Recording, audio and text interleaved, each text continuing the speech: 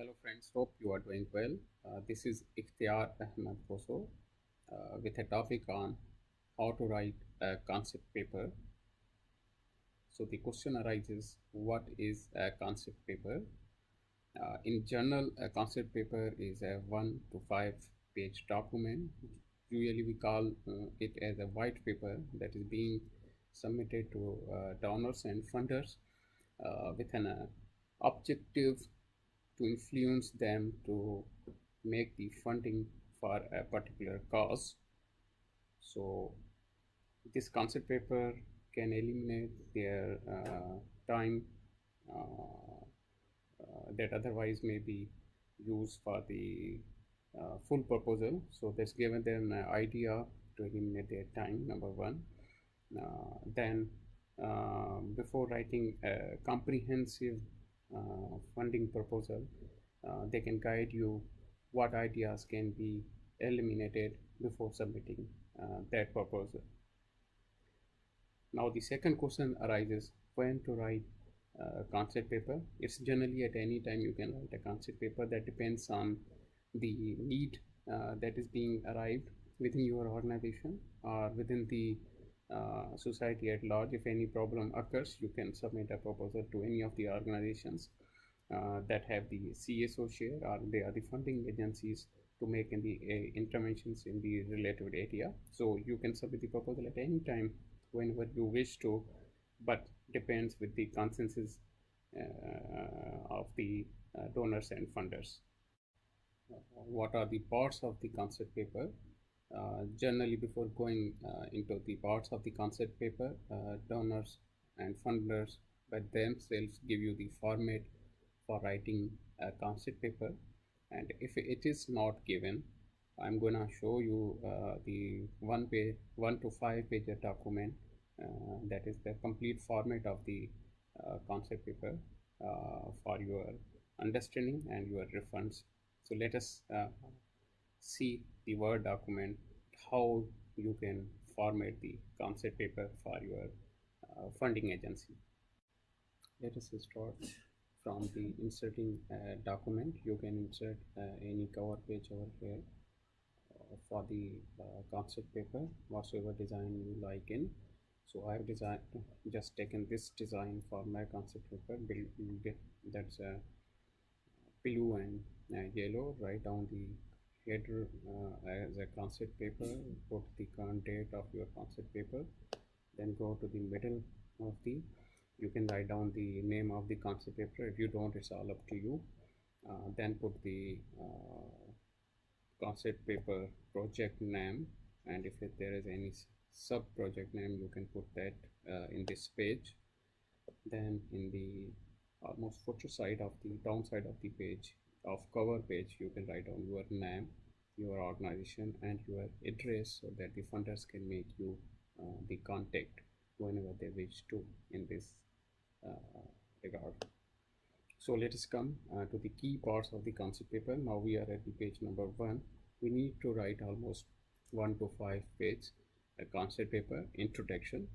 Now this is the first part of the concept paper. What is in introduction and what you are going to write in the introduction? Basically, you are going to make it clear that how your organization and funding organization mission align with each other, and how the role that you are going to play in that particular adventure suits the donor. That's more important. Let's suppose if you are interested to write a funding concept paper for a funder on the women entrepreneurship women entrepreneurship.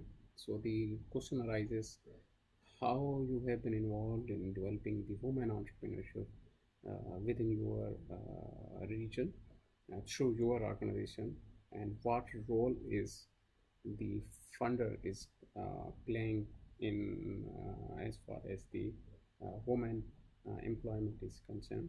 So once your interest is to employ the women, to develop the entrepreneurial skills of the women, the donor who is working on the women and employment and women education, women engagement in community, and their vibrant role in the community as a entrepreneur. So I think that's a good marriage between these two organizations to be written in the organization. You can write down your mission and the funder's mission in that, and your key achievements if you have made any in this regard. Now let us move to the next part of the concept paper, that is rationale for the projects.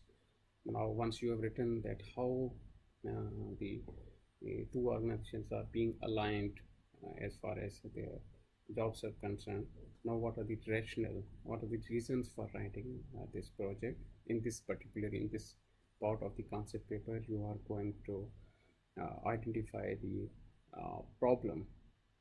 Let's suppose you can review the literature, you can find out the newspaper, you can have your own study in the community through the questionnaires, you can have your own one-on-one meeting in the community, and through this you will identify the different areas where interventions can be made uh, to the for the employment. For example, the same example if we continue that we have given before, that's a woman entrepreneurship development. You need to collect the data on how many women are engaged in the entrepreneurship process. Let's suppose the project is being, the concept paper is being written for the community. You need to identify that how community women are engaged in the startup, are doing their businesses, and what percentage of women are still not engaged in the entrepreneurship, and saying that how much women or how many women are unemployed in the community. So here you need to write down the reason and then justify that this intervention is required in order to solve that particular problem. Now the next come the third part of the concept paper, that's a project description. So you have aligned yourself with the funding organization, you have identified the rationale for the project. Now you are going to write down that through which intervention you are going to solve the particular problem. For example, in my given the example of women entrepreneurship development, you can write down the project description that there will be a capacity building program for the women for 2 months, and then they will write down their business plan. They will pitch their business plan to the jury members, and then jury members will select the women to start their businesses on the basis of their pitching of idea. Now this is just general example. You can write down any that suits towards your intervention with respect to the concept paper. In this you are going to write down the 5 important areas in the project description. That's what is your goal. Generally goals is a descriptive statement. You can say that you are going to imply the women to be the self-sufficient in their community, to have their own startups, a vibrant, entrepreneurially vibrant woman. Then you can write down the objective, which is going to be measured in terms of the quantitative in outcome. So you can write down 60 women can be trained, 30 women can start their business, and you can say that 40 women can present their business idea to the jury members. And then the most important comes, that's the activities. Activities are most important for any concept paper. So you are going to write down what will be your first activity. Let's suppose the hiring of the staff. Let's suppose the advertisement in the newspaper to select the women trainees, and then the selection of the trainers, the selection of the for example, designing of the material, the training material, the training location, and so on. So look at into your project and what minimum activities are required in order to complete the goals and objectives of your program. Then you are going to write down the timeline for every activity. Let's suppose which activity you are going to complete. For let's suppose I have written this project of for 6 months, and I have mentioned this time period of 6 months for each and every activity of the project. And then outcome, after making your intervention, what outcome will be achieved. For example, After the alliance of these two organizations, 30 women will start their businesses, which will make the impact on their livelihood, and you can measure that impact through the in quantitative data. For example, what was the income of these women before the startup, now before this intervention, and what is women's earning after the this intervention, how they are supporting their families and their communities. So you can write a one page, one paragraph description, or you can write down the quantitative figures in that.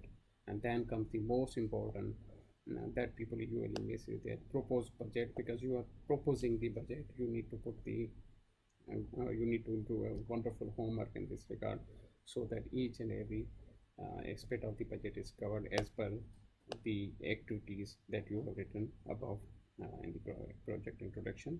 So let's suppose administrative expenses, furniture, fixture, equipment, office supplies, and the huge list, maybe the trainer fees, maybe the utilities, maybe the legal and audit fees for this concept paper.